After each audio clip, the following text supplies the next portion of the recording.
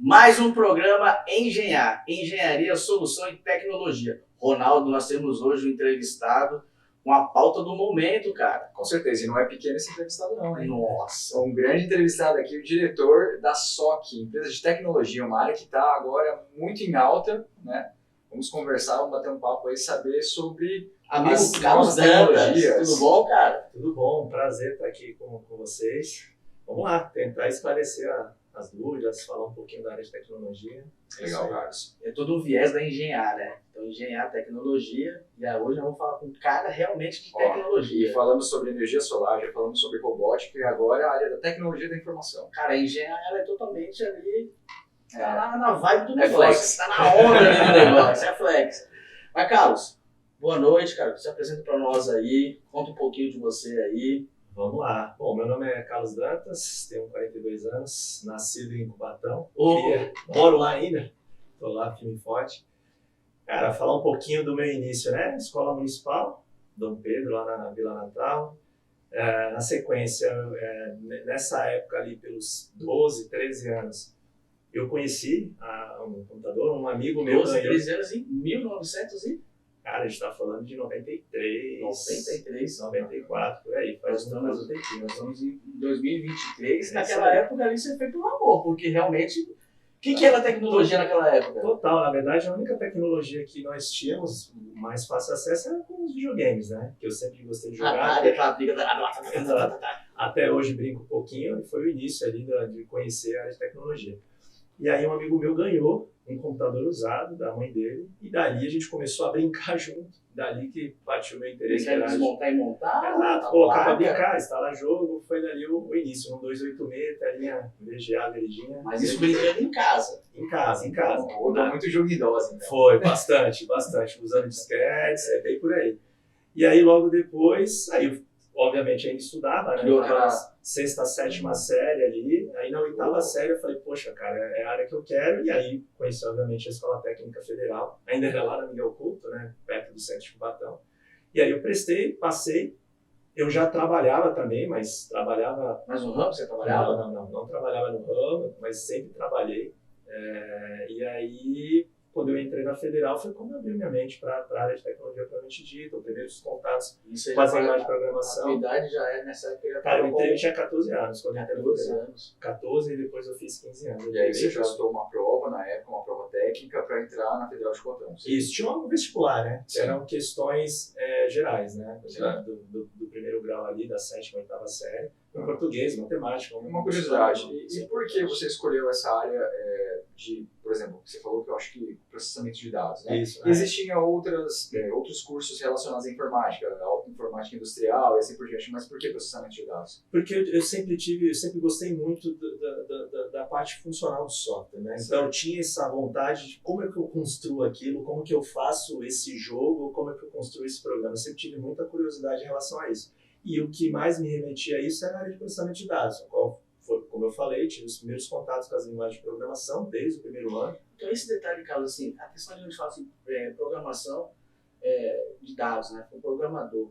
Isso ainda, eu tenho dúvidas sobre isso, programador. Então a gente já até discutimos várias vezes, tocando várias figurinhas, a questão de Java, né, a questão da inteligência artificial que chega hoje. Mas assim, na questão de programação, o que a gente... seria mais fácil para todos entenderem o caminho da programação. Entendeu? Como que eu formo um programador hoje, cara? Mudou bastante de como era a nossa formação. A minha base foi livros. Não tinha a internet a meu favor. Hoje o Google tinha. Hoje o cara com o celular, ele está trabalhando, ele consulta no celular rapidamente, tomando um café, ele já está estudando, já está no vídeo, os trechos de códigos prontos. Hoje eu vejo o caminho muito mais fácil para você buscar conhecimento na área de tecnologia. Não só na área de tecnologia, qualquer área, mas na área de tecnologia é fantástico hoje, o acesso à informação. Na minha época, já trabalhando profissionalmente, cara, o único lugar que eu tinha acesso era livros. Livros em inglês, a maioria deles inglês ainda? Livros de fora. Até no Brasil, a literatura em relação à área de tecnologia era muito pouca, né? E aí, por exemplo, você começou a estudar processamento de dados, e como é que surgiu essa questão do seu primeiro estágio, seu primeiro trabalho justamente na área? Vamos lá. Então, eu já tinha estagiado na Câmara Municipal de Cubatão, pela Federal, porque pela federal eu também tinha obrigação de fazer estágio. Então tinha um convênio com o Cubatão e federal? Tinha da Prefeitura Municipal de Cubatão com a federal, naquela época. E aí teve um processo seletivo, eu fui um dos primeiros lá a ser selecionado. Trabalhava, acho que era meio período, ali foi o primeiro contato, mas assim, eu não mexia mexia com programação, era manutenção, suporte, redes. Esse foi o meu primeiro trabalho, vamos dizer assim, na área de tecnologia. E aí, depois de algum tempo, eu já estava, acho que no primeiro ou segundo ano da faculdade, e já comecei a procurar outras oportunidades na área, que até então eu não trabalhava na área, fazia alguns bicos de freelance, mas não tinha um trabalho, isso eu estou falando de 2000, 2001. E aí foi quando eu comecei a mandar currículos e vi lá no próprio painel da faculdade tinha as oportunidades de estágio e eu comecei a ir. Isso na faculdade aqui em Santos? Na faculdade, na Santa Cecília. Nessa época, por exemplo, quando você fazia processamento de dados, você nem mexia com hardware, somente... Só software. Lá na Federal, PRD era só software. Lógica de programação, Clipper, C, COBOL, aí eram as primeiras linguagens. A lógica de programação, esse é o ponto, né? A lógica da programação. É a base de tudo, é a lógica. A lógica de programação. Exato, todos os fundamentos aí você começa a exercitar a sua capacidade lógica, né? Para entender, obviamente, toda a questão das técnicas de programação. Ô, Carlos, nessa linguagem nós temos front, né? Front-end, back-end. Back-end, eu sou um cara que trabalha na frente da tela quando você está ali, automaticamente trabalhando, e o cara que faz atrás, faz a programação. São camadas, isso. São camadas, são duas. Isso. Front-end basicamente é tudo que você está enxergando, né? Então você está, por exemplo, no Internet Bank do Itaú, que você está enxergando ali visualmente é a parte front-end, que é a parte cliente. É um desenvolvedor. Exato, é um desenvolvedor específico para ferramentas front-end. E ele tem que estar então, automaticamente interligado com a facilidade das pessoas entenderem ali, né? Sim, aí, cara, tem todo um trabalho prévio, né? Da parte de design thinking, o X, que faz todo o desenho e a maneira como aquele software vai funcionar. Então tem várias etapas antes. Aqui depende muito do processo de desenvolvimento de cada empresa. A parte back-end é a parte por trás, que aí a gente já está falando de linguagem como Java, a parte de banco de dados é a parte back-end que nós falamos. Porém, de uns 6, 7 anos para cá, começou a desenvolver o conceito de full stack. Full stack, que é o quê? É um cara que ele mexe em todas as camadas, exatamente. Lá, na Age, a maioria, vou te falar, 99% dos desenvolvedores são full stack. É um cara que se você tem ali que mexer e fazer alguma ação, algum trabalho na parte front, todo mundo consegue. Se tiver que mexer no back, todo mundo consegue. Obviamente, dependendo da complexidade do nível de experiência. Quando você estuda na área, assim, na faculdade, geralmente você estuda para qual área, ou você tem a matéria das duas e conforme a empresa que você for trabalhar, eles vão designar o cargo para você? Seria basicamente isso? Então, vou te falar que assim, cada faculdade tem ali os seus conteúdos, mas geralmente eles trazem HTML, JavaScript, CSS, uma parte mais front mesmo, mais front-end, e também back-end. E aí você ali, pelo seu gosto, pela maneira, pelo amor à linguagem, você se dedica mais a uma área ou outra. Né? Eu estou fazendo aqui, né, pegando seu conhecimento, agregando aqui, então fazendo um raciocínio lógico. Então, o cara que hoje entra para fazer um trabalhar com TI, com informática, então, na jornada dele, ele vai se descobrindo qual é o melhor local para ele jogar. Então, igual o jogador, eu vou jogar melhor na lateral direita, eu sou melhor como centroavante. Então, ele vai se descobrindo ali. Exatamente, tem muito disso, né, cara? Tem muito disso. De você contratar uma pessoa, a gente já chegou, o pessoal do trabalho até brinca, né? Que às vezes eu enxergo um talento ali que as pessoas não estão vendo. Mas a gente já contratou um cara para infraestrutura, cloud, o cara ia trabalhar com cloud, e o cara é desenvolvedor.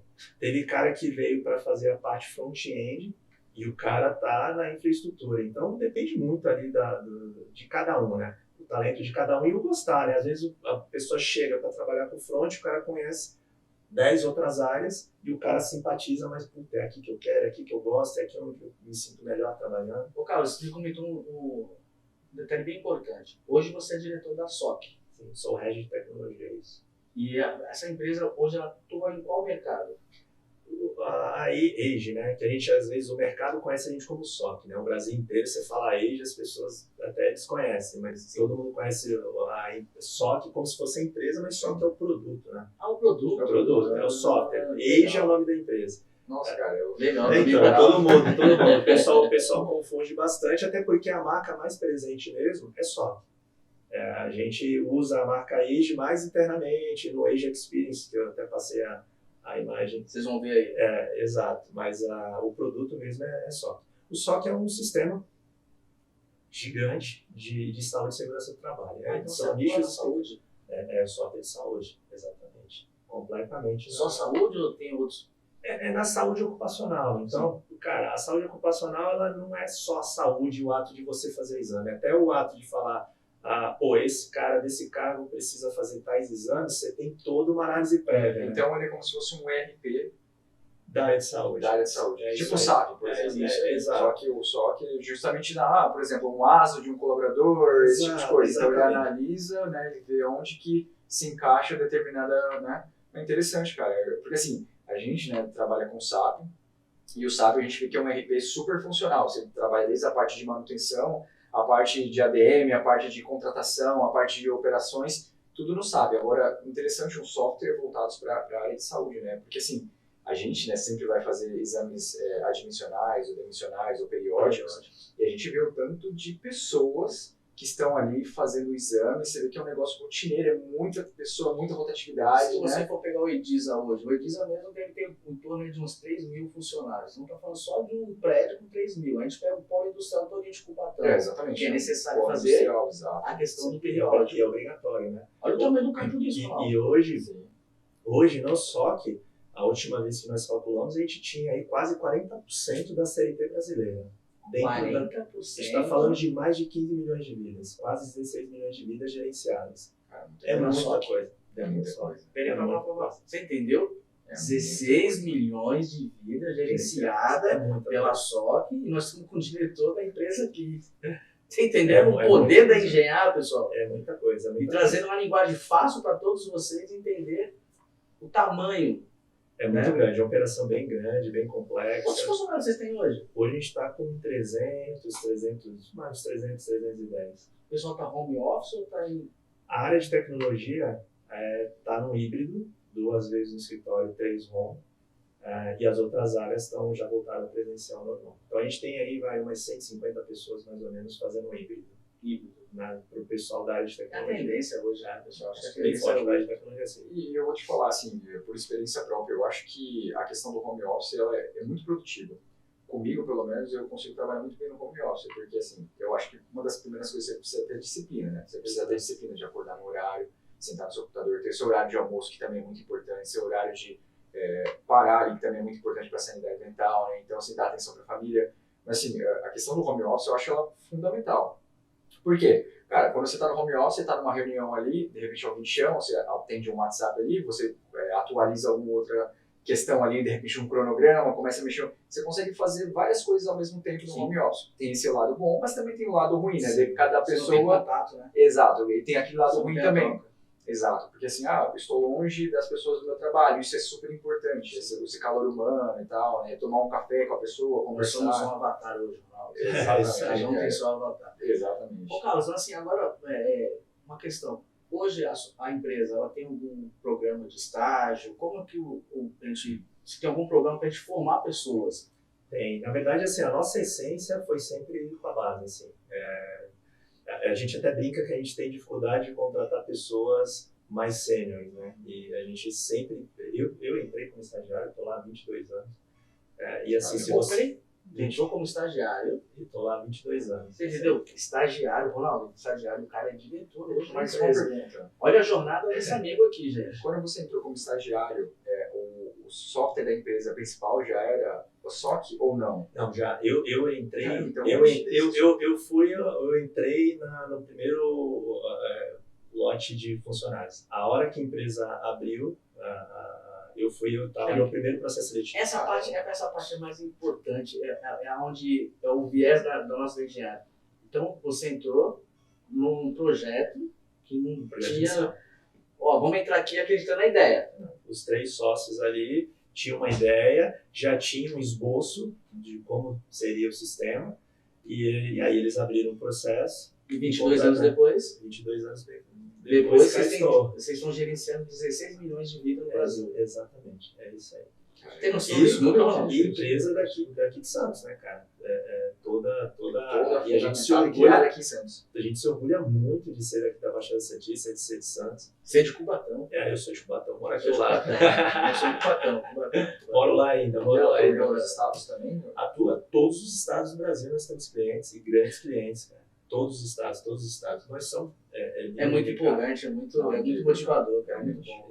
E assim, de todas as áreas. Pensa, assim, tem informações, obviamente, que eu não posso saber, mas, cara, pensa nos grandes empresas do Brasil, a maioria delas não estão O utilizando intuito da só. Engenhar, Carlos, é levar para todos que vão nos assistir a importância da jornada, que o Ronaldo falou, a disciplina, Com certeza. entendeu? Que o caminho é esse, não tem outro caminho, não tem atalho. Então, há 22 anos atrás, nosso amigo está lá na Federal, ele foi para a faculdade, fez o caminho de todos, e hoje o cara é diretor da empresa, está desenvolvendo, fazendo as coisas acontecer. Gerencia 16 milhões de vidas no Brasil, está em todos os estados do Brasil. E qual foi o caminho do início dele? Seu início, Carlos. O início normal que tem que ser, o caminho correto de todos, cara. É isso aí, estudando bastante. Não é fácil, né? A gente, durante a jornada ali, muitas coisas tentam fazer com que você desista, mas você tem que persistir, né, cara? Legal. E eu sempre tive, já me conhece já há alguns anos, sempre tive uma pegada muito forte em relação a isso, muita determinação, superar todas as dificuldades, que não é fácil, mesmo hoje pra gente, mesmo com 300 e poucos funcionários, a gente tem muitas responsabilidades, tem muitos problemas, a empresa... Tá alto hoje, cara. Exato, a empresa vai crescendo, os problemas também, né? Eu sempre falo isso pro Ronaldo, hoje você tem 300 funcionários, são 300 famílias que você é responsável por elas. Exato. Então, cresceu e cresceu muito, né? Aí, graças a Deus, e a perspectiva são as melhores possíveis. Né? Ô Carlos, agora assim, uma pergunta mais pessoal no caso. Como que você vê hoje essa tecnologia da inteligência artificial? Qual é o positivo e qual é o negativo na sua perspectiva? Vamos lá, assim, eu não sou nenhum profundo conhecedor de inteligência artificial, mas assim, a gente já está brincando lá na rede já faz alguns meses, não dá para ficar desconectado de maneira alguma. E a gente já vem ali estudando, fazendo algumas brincadeiras, obviamente foi obrigado a estudar um pouquinho. E tem um detalhe importante, né? Na área de tecnologia, você vai estudar sempre, porque cada dia tem novas tecnologias, novas tendências e você precisa estar sempre atualizado. Cara, a inteligência artificial ela vai ajudar e vai mudar muito as nossas vidas, não é só na área de tecnologia, não. Você vê aí, ainda é muito cedo para falar, né? Ainda eu particularmente acho que isso aí, que as tecnologias voltadas para a inteligência artificial, apesar de já estarem sendo utilizadas hoje, vai demorar aí uns 2, 3, 5 anos aí para elas aparecerem de uma maneira um pouco mais forte. Mas hoje... É pouco tempo, né? Pouco tempo. Sim. Mas hoje você já vê, cara, para tudo, né, cara? Desde, por exemplo, a gente estava testando lá algumas features hoje nós temos ali mais ou menos umas 40 pessoas só para suporte a cliente. Então, tem vários canais de atendimento e a gente tem ali mais ou menos umas 40 pessoas no time de suporte, que fica embaixo da área de serviço, que é do Para, lá do outro Red, o Marco. E a gente vê que um dos grandes pontos que muitas empresas estão utilizando a inteligência artificial é na substituição. No que tange a você colocar uma camada de inteligência artificial para interagir com as pessoas. Consequentemente, eu consigo ter times menores, porque a inteligência artificial já vai conseguir responder, obviamente, dependendo da sua base de conhecimento, já de maneira muito assertiva, como se fosse um ser humano interagindo. Isso chega até a confundir, até assusta um pouco, tu não sabe se está falando ali com uma pessoa por trás ou uma inteligência artificial, para ver o nível que se encontra. Então, a gente está fazendo um teste, um piloto em relação à parte de atendimento, só teste. Você tem aí um outro teste que a gente vem fazendo. Você tem ferramentas já de mercado, que é o Copilot, que ajuda a programar. Então, você pega Copilot. É um software de inteligência artificial que te ajuda a desenvolver. Então, conforme você vai codificando, ou caso você não tenha experiência, ele vai te sugerindo trechos de código, ele vai te trabalhando junto com você, que é tipo a programação IPA. Na área de desenvolvimento de software é muito comum programação. Mais uma ferramenta para o cara que está começando a estudar, para ele se informar, criar base e trabalhar com você. Exatamente. Então, assim, cara, e vão ser usados em diversas áreas. Os bancos estão utilizando a inteligência artificial para tudo também, para interagir com você, para te sugerir melhores produtos. fazendo uma análise muito mais assertiva do teu perfil, realmente assustador. é assustador. Assusta. Até para mim, Assustador. cara, a vida inteira na área de tecnologia, quando você esbarra com uma tecnologia dessa funcionando na tua frente, fala, opa, o que vai acontecer? Teve muita informação também que o pessoal deu uma exagerada, né? Vamos acabar com os programadores, vamos acabar com... Sim, não, justamente é esquece. o que o pessoal pensa, né? Não, mas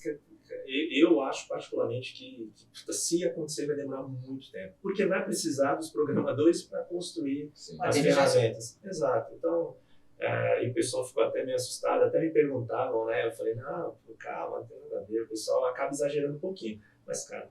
E se você pudesse dar um conselho aí para o Carlos do passado aí, né? Você logo quando começou a estudar, se você pudesse dar um conselho hoje para um jovem, que caminho você pediria para ele trilhar? É o seguinte, eu acho que seria interessante você fazer uma faculdade na área disso, ou então análise e desenvolvimento de sistemas, ou engenharia da computação. Assim, o que você falaria? Ou então fazer esse tipo de faculdade e aplicar um pouco na área de... quando você, na nossa área de planejamento, a gente tem quando o pessoal ele, faz a prova lá e consegue a certificação. Isso. Ou certificações, o que você falaria aí pro pessoal? Assim, cara, um grande conselho, as pessoas me perguntam bastante. E assim, acho que o grande conselho, cara, é fazer o que você gosta. Você precisa gostar muito do que você faz. Parece ser até meio clichê, mas não é não. Porque você vai ter que se dedicar, você vai estudar, você vai ter família, filho, e você vai ter que estar muito dedicado ali. Acho que o primeiro passo é você escolher uma área que você gosta. Não visar as questões financeiras, que nos últimos anos a gente teve, e eu posso falar com bastante propriedade, de muitas pessoas que foram para a área de tecnologia visando apenas as questões financeiras, cara. E chega um ponto que fica insustentável para você, porque você não quer fazer aquilo. Então, acho que o primeiro passo é você ir para uma área que você gosta. O segundo passo, obviamente, é entender, né? Por exemplo, a gente fala da área de tecnologia, a gente está falando de 3.000 áreas, né, cara? É uma área muito ampla. Ver o final disso. Não tem. Tecnologia, eu não consigo ver o final. Não tem. Você tem, antigamente, como que você tinha o analista programador, hoje isso divide muito mais, né? Demais. Você tem o pessoal de UX, você tem o pessoal de UI, você tem, antes de colocar uma linha de código, já passou ali por várias camadas, por várias equipes para deixar tudo pronto para você codificar. A questão da segurança, a área de segurança da informação está muito em alta também, né? Bastante. Inclusive, também eu não falei, mas eu sou o DPO da Age, que é o Data Protection Officer, que por lei, nem citei aí, mas pela LGPD, que já está em vigor no Brasil já há algum tempo, 100% das empresas brasileiras, obrigatoriamente, precisam ter um DPO, que se você tem dados sensíveis, e praticamente 100% das empresas têm, você é obrigado a ter um DPO, e essa figura precisa ser pública. Vamos falar um pouquinho de DPO. Fala um pouquinho de DPO. O que seria o DPO? DPO é a pessoa que vai receber as reclamações dos clientes, por exemplo. Vamos supor, a gente tem lá o nosso produto, um cliente tem uma dúvida sobre como a gente armazena os dados pessoais dos seus funcionários. Obviamente que lá na Age, pelo tamanho da nossa operação, não podia centralizar todos os contatos em mim. Então a gente tem um time de segurança da informação que faz essa triagem inicial e depois acaba direcionando para mim no caso de dúvida ou se alguma coisa foge do nosso core ou do nosso padrão. Mas é a pessoa que vai ser responsável por toda a privacidade de dados, por toda a sugestão de processos, entender dúvidas de clientes. Então você está falando para mim que está abrindo um campo maior ainda. Maior, ele já é gigante. Maior. E agora está ficando mega gigante. Mega gigante. A área de segurança da informação, ela também se transformou nos últimos anos, assim. Também tem a parte de cyber, a parte de gestão. Tem gente para isso? Você tem mão de obra para isso? Então, esse é o problema. Hoje a gente tem, eu vou te falar até o número atualizado, porque antes de vir para cá o pessoal me mandou lá, a gente tem acho que 22 vagas em aberto e a gente não consegue. Ontem a gente teve uma reunião executiva com o conselho e a gente estava justamente explicando de algumas dificuldades que a gente pode ter ainda esse ano em relação à entrega de alguns projetos por conta de não encontrar peças no mercado. A gente consegue contratar? Conseguimos. A gente tem algumas empresas de hunter que trabalham conosco, Ô, Carlos, fazendo essa captação. não sei se você vai poder divulgar, mas pelo menos bem perto ali. Qual é a faixa salarial desse pessoal que você precisa hoje? Uma faixa, só para te ter uma ideia ali. Vou te falar, a parte de desenvolvedores sênior, a gente está falando de salário acima de R$14.000. Que aí vão de 18, 20, 20, aí depende muito da... Cara, nós estamos falando um nível totalmente fora do patamar brasileiro, fora, cara. total. Assim, o que eu noto, tá? Que teve um movimento que começou nos Estados Unidos ali no final de 2021, mais ou menos, que algumas empresas, por conta desse conflito em relação ao home office e o trabalho presencial, acabaram tendo algumas rupturas. Teve até um movimento lá, para tudo o pessoal coloca o nome chique, esse eu não me lembro, mas teve esse movimento e algumas empresas começaram a olhar para dentro e enxugar suas operações. Não sei, derivado ali das questões de investidores, enfim, veio um movimento desde o final de 2021 ao longo de 2022 e para a gente começou a sentir isso agora em 2023. A gente não tinha sentido isso. Falei, poxa, tantas empresas desligando pessoas na área de tecnologia, a gente não consegue contratar, a gente com dificuldade. A gente sentiu que de janeiro a maio desse ano apareceram muito mais ofertas de pessoas sênior. E gradativamente as pessoas o mercado vai regulando essas questões salariais. Mas mesmo com... Teoricamente também é um mercado meio novo, né, cara? Então, assim, você conseguir profissionais sêniores são profissionais ímpares que já estão em empresas, né? Então, sim, a grande maioria emprega. Exatamente. Então, daqui a alguns anos, 5, 10 anos, até possa ter um maior número, mas hoje é um pouco mais difícil, né? Ronaldo, e assim, 27 anos de jornada, né? Essa caminhada. E aí, tomara que tenha mais 27 anos. Tomara. Muitos anos aí nessa caminhada. Porém, além de tudo isso que ele desenvolve, toma conta de 16 milhões, aí, gerencia 16 milhões, esse cara também é empreendedor, Ronaldo. É empreendedor. Não sei se ele vai poder contar para nós, mas ele é empreendedor. Sim, tem algumas empresas aí, mas já tem outros segmentos. Não tem nada a ver com a tecnologia. Na verdade, não tem, mas a gente acaba tendo que sempre estar... a gente é contaminado pelo assunto quando a gente chama o que a gente faz, e toda reunião, por mais que seja um mercado completamente diferente, a gente acaba trazendo a tecnologia para o nosso dia a dia. E como é que faz para gerenciar isso tudo, cara? Cara, falta tempo, né? O dia não tem ainda tira o podcast com a gente hoje. Pra você ver a honra da engenharia, o cara abriu uma janela para atender a gente. Mas a gente consegue. Assim, obviamente, eu tenho isso para minha vida, sempre fui assim, gostar de estar antenado com muitas coisas. Mas a gente precisa de só organizar seu tempo, a gente consegue fazer um pouquinho de tudo aí e atender todos os nossos compromissos aí, da responsabilidade.